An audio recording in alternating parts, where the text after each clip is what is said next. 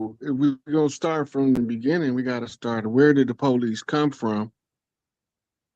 How did they get here? And why are they here? The reason you would ask those three questions is because before the settlers came, we didn't need police. Before the settlers came, we didn't need prisons. All of a sudden, the settlers come, they turn our castles into prisons. So you know who they was designed for.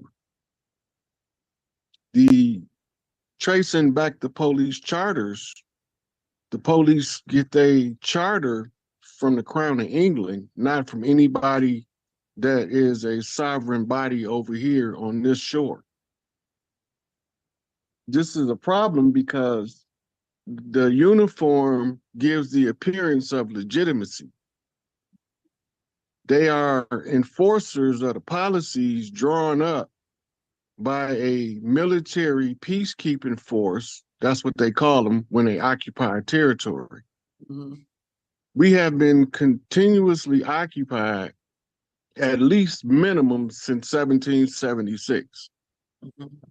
The corporation known as the United States of America is not our government. It's never been our government, and it never had any intentions of perform any of the functions of government on behalf of the people on the land. So why are they here? Well, we know that when the police was first established, they were established as the policing slave patrols. Police is short for policy, right? So we look at the verb, noun, adjective juggle of the secret society called the Blue Wall. Mm-hmm. The policies that they are operating under is based on the charter. The charter comes from the Queen of England, but it receives its duty or its enforcement through the Vatican. And we don't know this, so we become subject to their jurisdictional override of the people of the land. So the reason why we begin to listen to them and obey them is because they gave us a uniform system that looks legitimate to the people who don't know what they are, where they came from, and why they're here. So the only way to get rid of them is to go back to the tribal structure and go back to something called the Sharif. The Sharif became amalgamated. It was an Arab term, but it was the term that the foreigners gave to the lawmen from the land. Any other tribal lawman is classified as Sharif, right? So the lawman for the Americas is Chief Malik Angel Bey. And the El Rookin Nation is supposed to be the ones tearing this motherfucker up, getting rid of imposters, excuse the language. But when they realized that they had to get rid of the leadership under the COINTELPRO operations, they knew he had to be removed because he was jurisdictionally authorized by blood and by right to start to reestablish the jurisdictional authority of the tribes. The spokesperson, what we call the chairman of the board, which is the round table of chiefs, is Larry Hoover. Larry Hoover didn't want the position no more than I want to be on social media. But the clans picked him as the spokesman. He can't run from that responsibility. So he becomes the chairman of the board, the one responsible to deliver the report to the people of the land as to what's going on the land and where's our shit and why we don't got it. Right? So being that I'm from under the Growth and Development Nation, and my instructions from Larry was brain banging and not gang banging. Right? And he told me that the only way out is a peaceful resolution for all tribes involved. So any tribe on the land that wish to be restored back to their prior to 1492 jurisdictional position on the land, right? We have to speak up for them even if they speak against us. Mm-hmm. Because we have to do what's right for all of the clans, not just some of them. Mm-hmm. Mm-hmm. So the police is a foreign agent enforcement for a police state. America has been in a continuous police state ever since the American Revolution. Mm-hmm. And the Civil War, the North versus the South, was the extension of the Gullah Wars. And a lot of the tribes don't know that all of the tribes was called to Florida to fight a war 500 years ago. Because how the settlers took the narrative and took control of the indoctrination of our children with false narratives, they said the Seminole Wars was a bunch of natives and runaway slaves, which we was not slaves. Mm-hmm. We was military contingents coming from other parts of the land. Mm-hmm. And they installed a legal fiction to appear to be legitimate, and that's part of the uniform on the Uniform Commercial Code in the Admiralty jurisdiction of law. We need to be divorced from Admiralty and maritime law and restored back to the great law, which is the law of the land, the law of the clans, the law of the people. Mm-hmm. Mm-hmm. Right? So when you see in the preamble where it says we the people, that was Nishnab.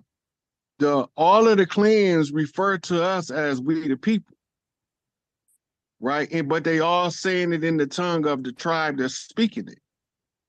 The common denominator is the English translation of we the people, which is our sovereign right to alter any political structure on the land that's belligerent to the clans. This U.S. corporation has been perpetually and continuously belligerent to the clans, giving us names such as gangs, names such as outlaws, names such as belligerent clans, belligerent tribes. When you hear them call us belligerent, that means that our system and their system clash. They don't go together. So what do? They remove the leadership as it develops to prevent true leadership from ever getting to the ears of the people in our communities. So they use their police to do legal homicide of the people of the land. This is a part of the war resolution. The same system that played out in the Middle East during the Gulf War is the same manner in which the United States set up the corporation to take control of the land. Remember, back then, the chiefs led the tribes into war, so a lot of the chiefs lost their life. We didn't care about that because we coming back one way or another in this life or the next to restore balance back to the people and back to the land. So we have to speak up for the tribes that really don't know what's going on because they haven't studied to show themselves approved yet. They leaders. And then some of the leaders has become so saturated with the dogma of the political genre that they become active only on behalf of the system and forget about their obligations and duties that they've been fighting for generations on behalf of the tribes and the people. So when you go to the police and you're dealing with them, they don't care if you're right. They only there to enforce the policy. Mm-hmm. Their policies is gave to us as codes, United States Code, Uniform Commercial Code. So when they enforcing them, they not enforcing the policy, they enforcing a code. It's a war code. All of the war edicts is written in codes, which comes out as indefinite definitive statements that they call key in law. right? It's a West key in law. In each one of the declarations of the court be supposed to be put in the public domain. All trials is supposed to be public. They tell you they public, but they restrict who can come in and who can't. Mm-hmm. Mm-hmm. They tell you can't broadcast the trial, but then you see broadcast news broadcast the trial at 6 o'clock. Yep. So this is saying that they control how public our public trials is. Our struggles with the courts is jurisdictional defective as a de facto rogue government masquerading as our legal government. And this is putting all of the people of the land in a catch-22 scenario where no matter which way you turn, you're going to lose because they're not going to honor it if you're right. But if you're wrong, they're going to enforce it to the fullest extent of the law. And this is why so many innocent people end up stuck in the system. It's probably for every person that committed the crime, it's probably 2 or 3 that didn't. Mm-hmm. Then when they came with this term guilt by association, now they're able to lock up people that said hello to you before the crime. Right? And so these are all of their policies. The procedure is how to enforce the policy. So this is why they got court procedures, civil court procedures. You got the attorneys follow the Bar Association procedures to practice law, and they got a list of things that they got to follow that takes their ability to be impartial to their client away from them. Mm-hmm. Their first fiduciary duty as a bar member is to uphold the integrity of the bar according to the bar manual. Correct. So if their first fiduciary duty is to uphold the integrity of the bar, how can they make any allegiance to protect the interests of the client when both the prosecutor and the attorney are bar members? Mm-hmm. The judge is also a bar member. That's Indeed. right. That's Right. correct. Yeah. So now they take their 2-ball cane and flip you into a 4-corner shuffle and you don't even know what's going on. Yep. When they flip you into the 4-corner shuffle, this is when the state declare you an imbecile in law and assume the position as your parent. Mm-hmm. Mm-hmm. This is why they put you in timeout and call it a prison sentence. Because they're your parent now, because you were imbecile in law. They knew you was an imbecile in law when you didn't know the proper process for challenging jurisdiction and determining if the proper jurisdiction is being upheld. Michigan, where I'm at, it's easy to see that the people who established the state as a government and the people who was masquerading as a government aren't the same. Rod, what you talking about? In the Michigan Constitution, it gives you something called proper style and title for we the people of the state of Michigan. Mm-hmm. Mm-hmm. If it's not written like that on the legal document, it's not that person. It's somebody else. So when you get your warrant, when you get your responses from the court, it's all in block letters. It's not in proper style and title. Right? This shows you that there's something else going on, but first we don't know what it is, but we know that this ain't the people because it tells you in the Constitution that the people of the state of Michigan shall be written in this style and title and this style and title alone. That means you can't variate or deviate from how it's written as we the people of the state of Michigan. Mm-hmm. When you start understanding what style and title is, then you understand why they have blocks and borders on legal documents. Because the blocks and border are the canals and the navigational network that they park in the boat that's supposed to be you. And the manifest and the invoice is what we call your case log. None of this stuff has anything to do with us. But explaining it to people where they know what's going on helps them to understand how to get back to the great law. And the great law is founded on the first principle. And my literature teach me that the first principle is love, universal love. Universal love means you give love freely. That don't mean you got to be nobody's sucker either. Just because you love somebody don't mean you don't have to go upside their head. That's right. Right? Because you know, Big Mama slap you down if you come in her house with the wrong language. I don't care if you're 12 or 22. Mm-hmm. Mm-hmm. Right? That's been in our culture from time immemorial. We speak with a certain respect around the elders because words can kill, build, and destroy. That's right. So where we at right now is we need to understand what's bringing these ancient tribes back to reemerge in this modern time. The Bloods and Crips was specifically spawned to fight the police. They're Mm-hmm. not here to fight each other. Mm-hmm. They here specifically as the result of police shooting brothers in the back. Police killing us with the chokehold. The people in California know what I'm talking about, but the people that's not from California need to go back to the history.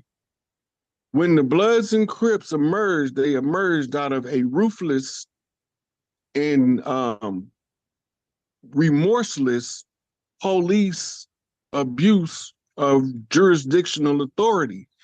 So the tribe's natural instinct is to click up what they call tribe up to fight the enemy. The police knew that was going to happen. So under COINTELPRO, they recruited certain individuals to masquerade as the red and the blue to make them fight each other. Mm-hmm. This came to the surface during the riots about the Rodney King case, where the police or the sheriff department was whooping Rodney King, and as a result, it ended up sending LA and much of the West Coast up in flames. When you see that, that's the tribes telling you something is wrong on the land. Is there any chief on the land that knows how to remedy this problem so that the tribes can live back in harmony and peace, one with the land, one with the people, following the great law? It's a process. It doesn't happen in 30 days or 30 minutes. Mm-hmm. And I'll be frustrated because I want it to be over. But I know we following all of the steps. It doesn't happen as fast as we want it to. It doesn't make the big explosion of awareness in the community as it should. But we still have to continue to follow the steps, and it's going to eventually wake up all of the tribes. And then the ones that was once belligerent to us that thought we was trying to deprive them or usurp them, realize that no, we the ones who came to get all that shit you was fighting for. We not here to take nothing from nobody who has a rightful inheritance. What we here to do is bring the balance back to the land and to the people. And so we talked about last night that in a personal call about the National Guard replacing the police. This is a necessity because if you just take the police based on our social conditioning, the people are panicked. Mm-hmm.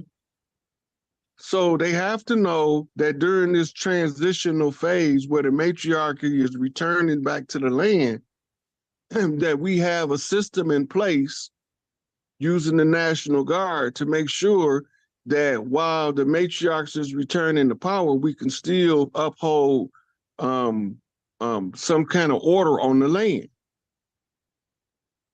But once they start catching on to the rise of the matriarch, you're gonna need less and less law enforcement, and you're gonna need more and more doulas.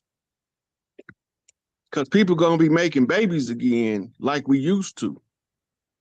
Because we gonna all be so much in love like we used to. We love each other different than the people that came. That's how they exposed themselves. Right? Mm-hmm. We love without, I'm not just loving you because you took this piece of paper and said we married. No, it don't work like that. We had marriage long before marriage license. What happened? All this is byproducts of a judiciary controlling every aspect of our lives and preventing us from following our own culture and imposing a foreign culture for a drawn out period of time so that we will forget our culture and assume the culture of the invaders. But John Henry Clark flat out told us this is a war on our culture. This is not a war on us, it's a war on our culture. But don't nobody know, why would you war against somebody's culture? Correct. The culture is what is the binding link or the bridge throughout all of your history. It's the things that you naturally do in the community that you're not even trying to do. This is the way we is. That when Big Mama cooking and the boy out there with his obviously impoverished friend who needs to eat, Big Mama say what? Bring him in and get that boy a plate. Mm-hmm. I done Mm-hmm. seen it everywhere I've been. Mississippi, New York, Chicago, LA. The Big Mamas is still doing Big Mama stuff, but it's being frowned upon through social conditioning to prevent them from doing it. And they using the dirt they doing to disgrace Big Mama as if she got some hand in it when she don't.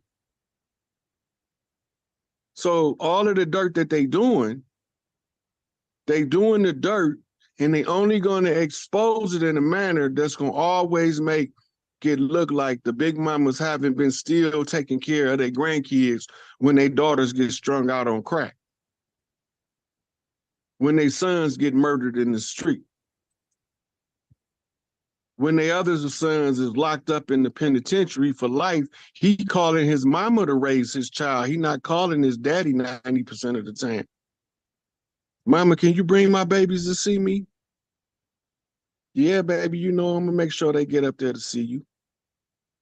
For all intents and purposes, according to the system, this is a rotten piece of shit in this cage. But you can't tell that little boy and that little girl that's 2, 3 years old that their daddy's a rotten piece of shit because they can't see it. Even if he is, them babies don't see it that way. Mm-hmm. Right? And for us to box their perception into our dynamic is locking them in the past system. This is why they use the social conditioning mechanisms as they use them, because it keeps us tied in to following their systems even when we're trying to escape it. Mm-hmm. This is where the paperwork becomes so critical to understand. You born sovereign. You didn't need no paperwork to be born. You needed a sex act between your mama and daddy if your mama didn't do it parthogenically, right? And this alone is enough to tell you something ain't right, right? Your sovereignty came with you when you was born into the flesh. But now as an adult, you have to tell an inferior system that you sovereign. But in order to do paperwork with a legal fiction, you have to dress up like a legal fiction, what we call a well-dressed lie. Dressed up lie. Yeah. So you dress up like the legal fiction and they call you a straw man, and then they give you a tin man, a tax identification number for the straw man.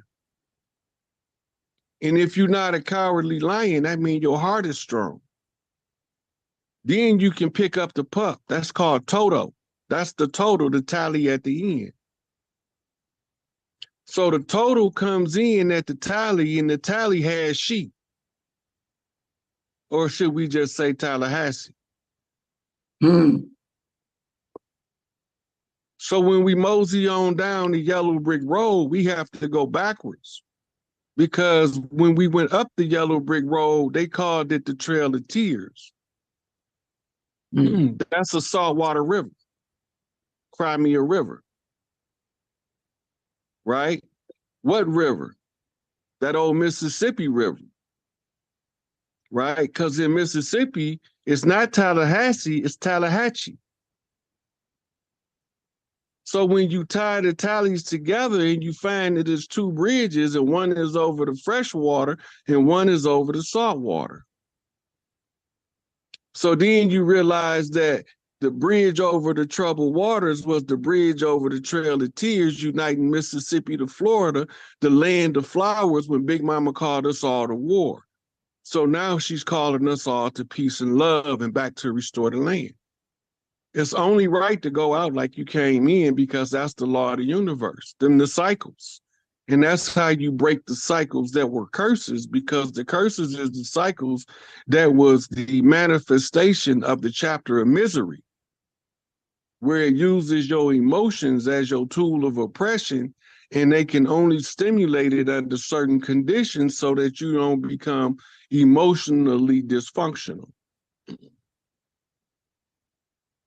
So when we talk about the police, when we talk about law enforcement, we have to always realize that these people don't belong here. And the only way they can stay is if the people don't realize what's going on and don't assert their tribal right to control their own territories. The territories have to be rewritten because a lot of stuff has happened over the last 500 years where we have to make a combination for allies. But people were looking at some of the allies like they the enemy because of the social conditioning, never knowing that the white man ain't white. It's only a legal status. The black man ain't black, which is another legal status. But when you get past the color codes, the keys to the color, ISIS is unveiled. And then you can see the secret doctrine. And now you know why you have to follow the middle pillar, because it's easier for elephant to go through the eye of a needle, which is a matriarch, than it is for a rich man to enter the kingdom of heaven. Why is that? The matriarch can get through the eye of the needle, but the rich man can't. That's because you choosing between two prominent energy signatures. Mammon and man is what they call it. But really what they're not telling you is mammon is another term for mammoth. And mammoth is the old ancient elephant with the extended tusk in the fur. Like a lot of people don't know, lions originate from the Americas. Camels originate from the Americas. Horses originate from the Americas. All of a sudden, all these other people get credit for introducing these things to us. Right? So we have to get back to learning how to read nature, because nature will also testify against the enemy. Because once you tune back into nature, you know when to be savage and when to be civil. Because you don't always supposed to be civil, because sometimes in order to do the right thing, you got to punch a motherfucker in the face. And it ain't because you want to punch him in the face, but he's the obstacle to you doing what's right. Mm-hmm. So he gonna get these lumps. I yield. Ooh. So the thing that we look at is the dynamics of how the law is applied. It's never been applied equitably. I'm going to say that one more time. Ignorance of the law is no excuse for those who know it to use it against those who are unlearned from it. The irony of that is, under the tribal system, that if you knew tribal law, that you was obligated to discourse in front of the tribal mothers why this person should or should not be punished according to the law. And it wasn't two side, the prosecutor and the attorney. Right. You have to come in and you have to go through the legal aspects of what's being presented. Well, and then you have to explain to the mothers, yeah. Okay, these two dudes got in the shootout. This dude came out unscathed, the other dude died. Should he go to prison for the rest of his life? Right? So they got what they call mitigating factors, which helps him out, and then you got aggravating factors, which makes him look worse. The tribal chiefs have to go over both sides of it, because if he's going to be fair, he have to be fair in everything he presented to the clan mothers. Mm-hmm. The jury of your peers was normally the people in the clan, because normally clans didn't go across messing with other clans on other clan territory. So whatever law they would violate would be among their own clan, about 98% of the time. In the 2% of the time where you violate another clan, the responsibility is for your clan to make up to the clan that was violated for the violation. So now you got to be presented before the clan mothers to explain why you did what you did on them people's land, and when messing up their shit, and you don't want them coming over here messing up yours. And this is how we kept the balance of what was being done on the land and kept down conflict. So then, in other words, it was the women that kept the peace and that kept the government intact, where violence was the last result of remedy. So United States Code 1984 is the part that talks about acting under the color of law. Yeah. Right. 1746. 1983, I think. Yeah, that's right. Yeah. So this was written as a result of people in uniform preventing people in the South from exercising the right to vote. You gotta remember that. Okay, but that in itself. Hold on, let me say that again, Empress. United States Code 1983 says, under the color of law, that no person shall go in disguise or uniform under the color of law to deprive anybody of their rights. So every time that they are drawing you into their system, they depriving you of your rights, whether they know it or they don't know it. Because if you have an inalienable right as a sovereign being, you don't need a driver's license and an ID. Those are free papers for slaves. That's what you got to remember. The free papers for the slaves is to give you pass to traverse the land. We born with the right to traverse the land as our sovereign right. That's inalienable, meaning that you can't put stipulations or restrictions on it. See what I say? Right. Every person who under color of any statute, this is how they color it with the statute. Mm-hmm.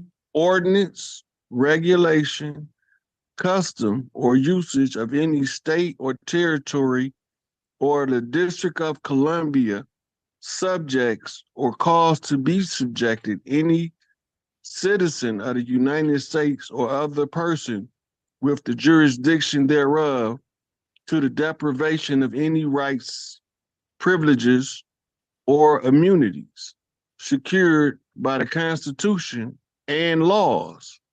So this, if you have a right under the law and a right under the Constitution, they can't use the codes to usurp that. This is what this is saying. This is legalese, which is different from what they call colloquial English, the common language. Well, the thing about it's another one too. I think it's 1986. Let me check. Yeah.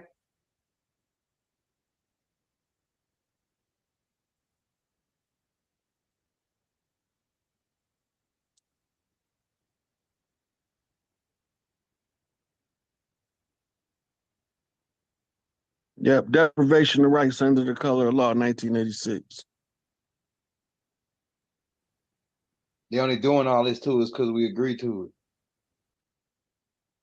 Right. Every person who, having knowledge that any of the wrongs conspired to be done and mentioned in section 1985 of this title, are about to be committed and having power to prevent or aid in preventing the commission of the same, neglects and refuses to do so, if such wrongful act committed shall be liable to the party injured or his legal representatives for all damages caused by such wrongful act, which such person by reasonable diligence could have prevented, and such damages may be recovered in an action on the case.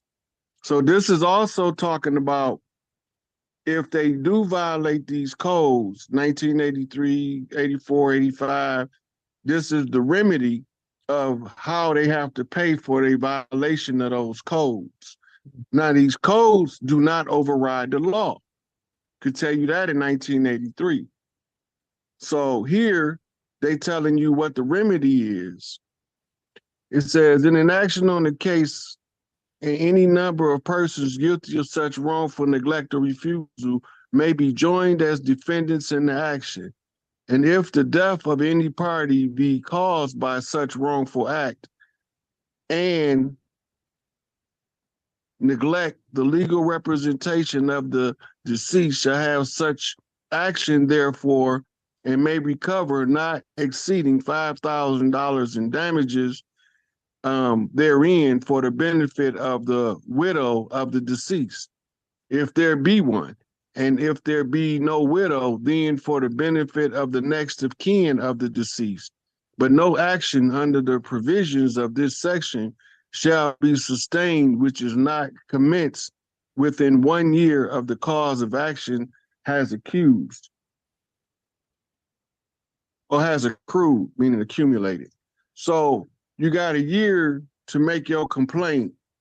And once you make your complaint, there's the remedy in law. Now, when this was written, the damage wasn't to exceed $5,000. But in the court, you argue in equity. So that would be $5,000 in that day, may be 10 times that in the modern era due to inflation. So they give you a cause of action, people acting under the color of law, and then they give you a remedy. So these are all of the codes that they follow, but these codes is not the law. The law is the law of the land. Well, we call it the great law. They call it the law of the land, and other people call it the law of nature. But these things are being done using what they call pre-derived consent, meaning that they are accusing you of agreeing to it before you are ever aware of its existence. And this is where they implement the excuse that ignorance is no excuse of the law. But the ignorance of the law mean that somebody who is competent in the law is supposed to step forward and speak up on your behalf. But by them all being barristers, there's what you call an irreconcilable conflict of interest at the onset of the case. Right. All of these cases are civil actions, but they don't ever tell you that because they don't want you to know that they're sending you to prison for a lawsuit. That's because it's prohibited in their law, but they do it as if it's not prohibited. That's why everybody's in prison for a civil action. No matter what they say is criminal, they still only operating in the civil capacity as a lawsuit, a recoverable damages lawsuit. And vengeance is not a recoverable damage, and that's what everybody locked up is in there. It's a revenge. And like you said, they going off of codes and statutes and ordinance. They're not public servants, Elder. They're not even public servants. Go ahead. They are a private contracted military force. That's Go correct. ahead. Working. Contracted by the Crown of England and the Pope to carry out stabilization operations to control the people that in the military land. It's a military state, a police state. Mm-hmm. The police are now under the jurisdictional authority of the United Nations. they not even listed as state agencies. They listed as extensions of the United Nations. Wow. Because when they created Interpol, the International Police Force, all of the police are now under Interpol. So we looking at foreigners recruiting the people from the land to enforce their jurisdictional authority that they don't got. Right? So these people that put on these uniforms are not even none the wiser that they go into the camp of the enemy, dressing up in their uniform to do the enemy's bidding against the people of the land. The warring, it tell you in the word, it's a war rent. It's an ongoing declaration of war. The term al, you see it et.al. behind a lot of stuff in law. Most warrants have that somewhere on the cover page, because I mean all of the chiefs that follow gonna get the same thing. We coming to get all of you motherfuckers. Lord Alfred playing Rex 84, which is the enforcement side of the COINTELPRO. They told us what they would do if we didn't wake up to who we were. Now that we woke to who we are, we have to still follow our own process of restoration of the matriarchs, the tribal mothers. Because once we do that, it make the men begin to perform their natural function of men in the community, and we don't have time to be fruit booty. How do you prove that they suing you when they charge you with a criminal action? That's interesting. So here's the provable part. In the civil action, the first thing they have to do is bring the party that's filing the lawsuit, the injured and the party. person in the injured party, and then they have to bring the person he's accusing of causing the injury. Right. The arraignment. Now, this is what's going on at the arraignment that you don't know about. In the arraignment is the joinder of the parties. The prosecutor is standing in as the guilty party. He's what you call a proxy. But he ain't been injured. He's just standing in as the injured party. You being brought in, they give you an attorney to represent you. Attorney is a devil's advocate. And they ask you, how do you plead? Right? This is the joinder of the parties right here. In civil law, as a sovereign, you have to agree to be sued. But they don't tell you that the criminal law fall under the same thing because it's still civil. Now, let's say you got convicted, you went through all your court processes, now you finna file a habeas corpus in the federal courts because they done violated all of your rights. It's a civil action. When you file your habeas, it's a civil action in the federal court. So you ask the judge, why is it a civil action for a criminal case in the states? Then the judge will tell you, all state actions is civil under the federal jurisdiction. Why is that? Because none of the state judges are what you call Article 3 certified courts. They are what you call an adjunct court, a half court, a kangaroo court. But that's right. When you start questioning their jurisdiction, now you become what they call a problem. Yeah. You become belligerent to the application of their system as lawful as opposed to legal. Because now when you start making them identify for the record the jurisdiction, they have to tell you, when you ask them if it's a civil or a criminal case, they gonna tell you it's criminal. Say, is it under the admiralty jurisdiction? Is it under the public law jurisdiction? What nexus of law are you deriving your jurisdictional authority? They're not gonna want to answer you because it's all admiralty jurisdiction and maritime, and all they doing with the court system is carrying out salvage rights operation on the people of the land. Each sovereign is his own lost vessel at sea, aka blackened law. So this is where you get civilly mortis.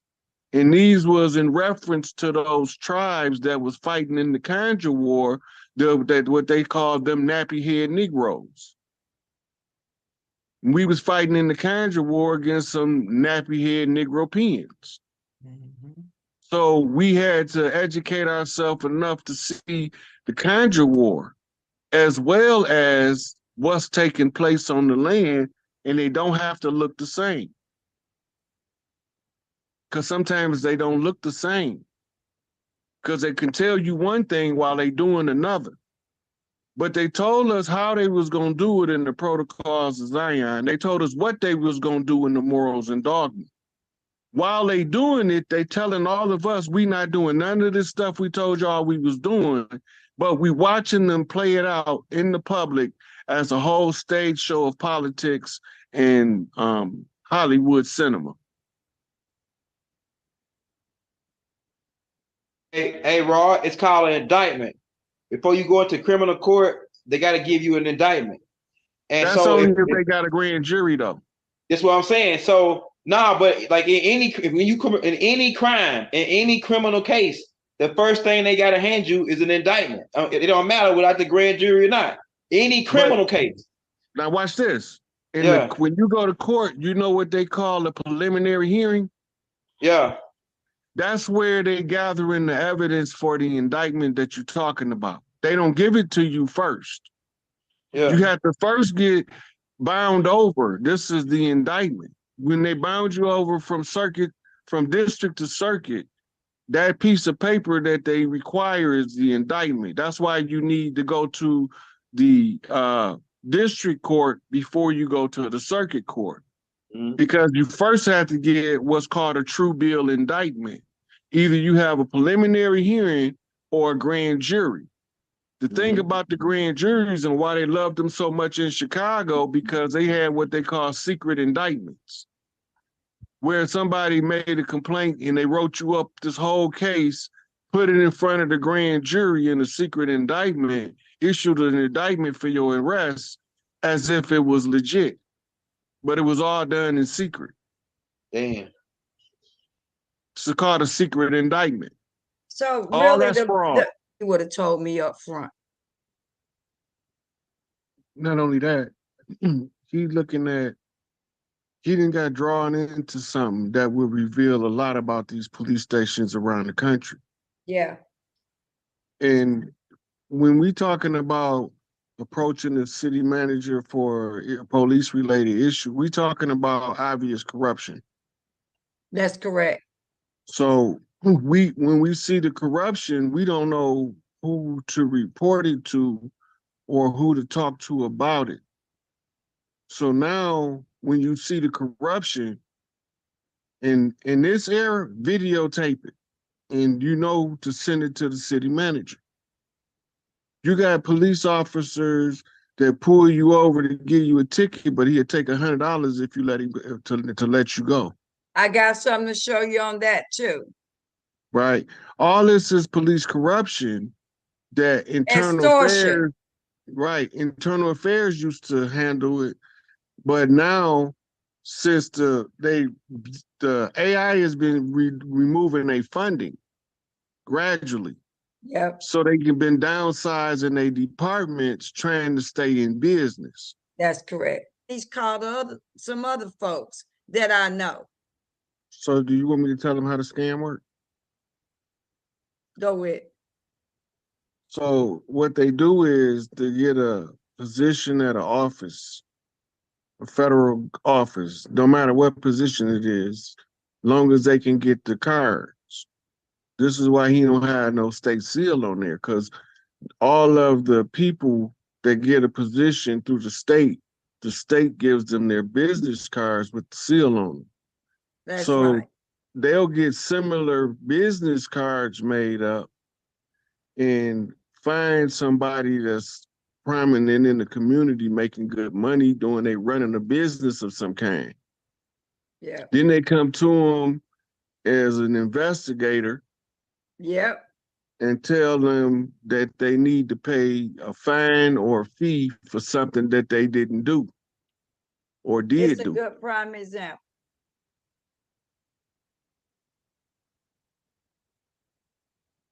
So once they get you to believing that they legitimate, they give you who to make the payment out to, and it's normally a dummy corporation that sound like an official government agency. And then they use those private police to make it look like they the real police and That's that is correct. legitimate as an intimidation factor. Yeah, he So asked. the average person is gonna be that's trying to do what's right, gonna be like, okay, I'll pay the fine, I'll pay the fine. And then they say, well, you got a $60,000 fine. We need you to either write out a check or a money order to this such and such State Department, right? It don't Right. exist for real, Right. but they got a dummy corporation set up with the same name. That's correct. And so And that's what the executive order done under the Trump administration that gave FEMA the jurisdictional control over the all policing agencies. The thing is, if FEMA take over, they can only operate through the National Guard. They can't operate through what we call contracted police forces. All of these police forces is chartered, and all of their charters are extensions of Interpol that goes through the United Nations back to England, back to the Vatican. So when we recover the land, we in reconstitution the government. This is the March of the Matriarchs in the month of March. And when you start seeing the unfoldment of the dismantling of police, you're going to see the presence of the National Guard. This is part of the transitional government, and the tribes reasserting jurisdictional supremacy on the land. So this is what all of the QAnons be talking about and different people like that, because this is where you start to see coming into fruition all of the processes of government being transitioned over into the control of the tribal networks that's being established as part of the process of transition. Being printed and published that. None of the copyrights or none of the publishing of any of the American law books is from America. This is Oxford University, and at Oxford, it's one of the major institutions of learning in Europe. there it is right there. This brings up, and here's the proof in the pudding right here. Street, Great Clarendon Street, Oxford, OX2 6DP, United Kingdom. Oxford University Press's Department of the University of Oxford. It furthered the university objective of excellence in research, scholarship, and education by publishing worldwide. Oxford is the registered trademark of Oxford University Press in the UK and in certain other countries. West Yorkshire Police Authority, 2013. Now remember, Yorkshire is what New York is named after. New Yorkshire, and the moral right of the author have been asserted. Ain't that about it? First edition published in 2006. This is the police handbook, the guidelines that the police are supposed to go by. It was exiling Moors out of Spain during the Inquisition and the French Revolution. And those were the ones who came to take over here. This is the lodge. The Scottish Rite Lodge was over the Scottish Rite Banks. And so they was using their financial resources to support the 32-degree Scottish Rite Freemasons that came over here to fight in the Conjur War. All of their feds is in the George Washington Memorial Museum. Can you explain the word conjure? Because I know a lot of people have have asked me that, can you please backtrack a little bit and give define that, Rod? So what a conjure means to draw something forth. And the reference here is drawing forth something from the spiritual realm to control what's going on in the physical world. So when we talk about voodoo conjure, they're using the laws of nature to draw something forth from the spiritual world to manifest in the physical world. They use various different means of magic or magical practices. We call some of them sorcery, some of them is just called the priesthoods. And so anybody involved in calling forth from the spirit realm any source of power is a conjurer, knowingly or unknowingly.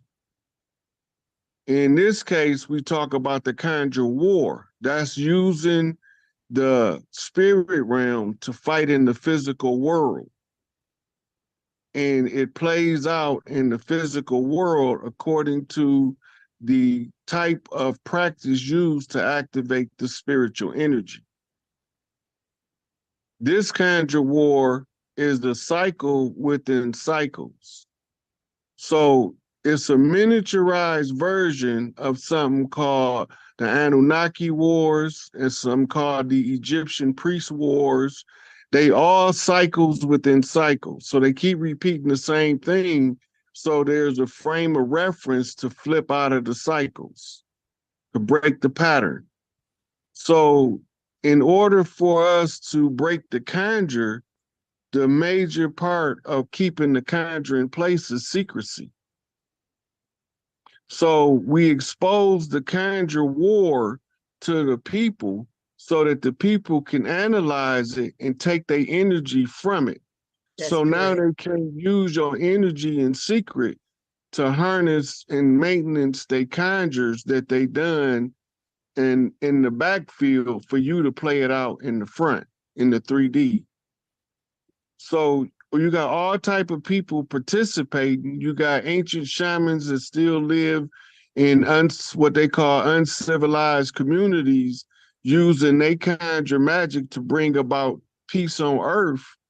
And you got Buddhist monks, and you got um, Islamic Sufis, you got Hindu yogis. They're all around the world working together to try to push the energy to shift us back to the matriarchy. All of your lodges, all of your fraternities, all of your sororities, they trials and tribulations is to bring in a higher frequency of energy to balance out the people of the planet. We take sides in the drama that's playing out in the 3D world without knowing the spiritual significance of the events. So by understanding what we talk about when we say the conjure wars, I could tell them exactly which conjure war we breaking out of, which is the murder of Crispus Attucks, the first to die in the American Revolution. This is called the shedding of the first blood.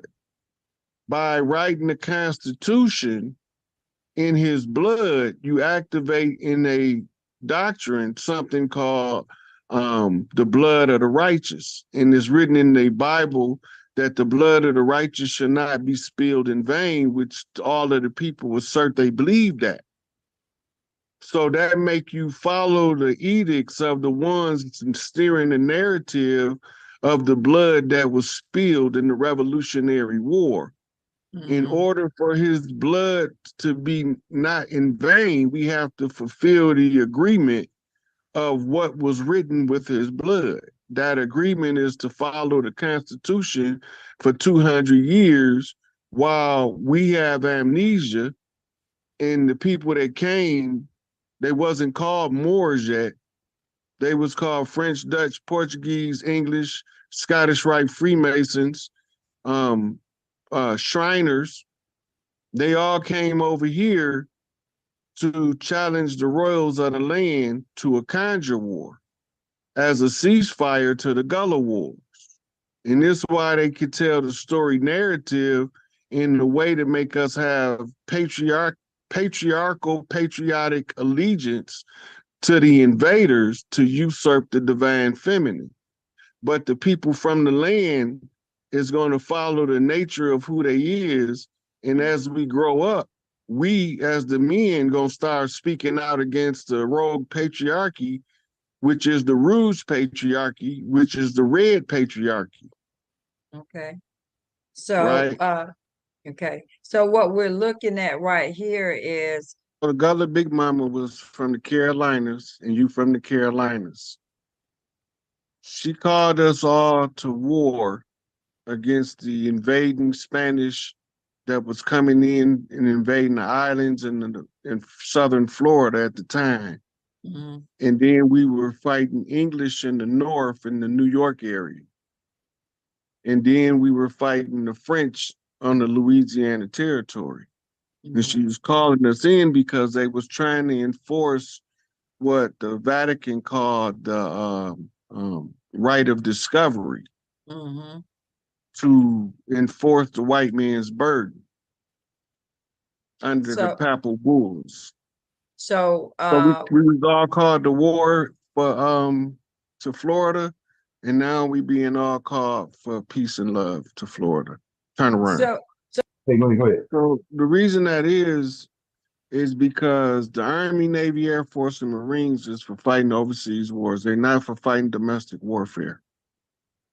The National Guard it comes from the militia of the land. They just federalized them and monetized them and called them the National Guard. But they was originally the original militias who was supposed to take down the rogue government to begin with. So when they come in as the policing force, they coming in because of a political disruption that would make the people be belligerent to the system and the system belligerent to the people. Now, the National Guard is not going to treat us like the police. They being instructed to treat everybody like a family member that they came to give assistance to finish a project or something. So all of the police can be sheep dipped by the National Guard if they choose to, but they gonna be real selective of the mentality of people they sheep dip from police forces, because a lot of them been trained to just perform in a pack manner. They can't be an independent critical thinker and be a police officer. It's part of the requirement. So all of the police won't be useful for the National Guard to accept when they screen them. But if the ones who come in that's been treating the neighborhood like they family members all the time, help the old lady carry her groceries up to the house, them kind of police, they'll keep them kind. Because when you have somebody on the land that keep mistreating the people, you make the people rebel one way or another. So we had to use National Guard, and the National Guard can also sheep dip from branches of the military to bolster its ranks, which they've been doing over the last 4 years or so. They become part of this new, because they was originally part of the new our tribal police or whatever. The police department. So when the National Guard take over, the Empress gonna have to establish a new office of the Marshal, the Tribal Marshal. And the Tribal Marshal will then have extensions called Sharif. But that's got to be restructured, because we can still use the structure they have but we need to retrain them on how to interact with the people, because we're not finna keep putting up with this shoot them in the back shit. Right. Fill him up with lead till you look like a pencil. We done with that. Yeah. So we gotta transition till we can take control of our own communities, so we don't have to deal with those things no more. So That somebody railbird, Go ahead. Somebody was asking about the inmate population. So the local communities are going to be required to set up programs for when the ones from their local community get reintroduced to the community, they got to have something productive for them to do to keep them um, inspired to live a better life. Just why all these executive orders, there's so many of them, they're hard to keep up with. But when you start reading enough of them, you realize that everything that the government had stolen from us in power was put under the presidential jurisdiction of FEMA, and FEMA was captured by the tribal nations to be the outreach arm on the flip side, because it was already stockpiled for them to use it to take over. But instead of letting them take over, we using the resources that they had on reserve to service the people's needs. We're not trying to take the money from the resource from the people. When you seen that extraction system that was in place, it was a fractional reserve banking system. And under that system, it was designed to keep the wealth from ever being realized by the people who was earning it. So the tax system was set up, but there's no law for us to pay taxes. It's all voluntary. But we don't know it's voluntary.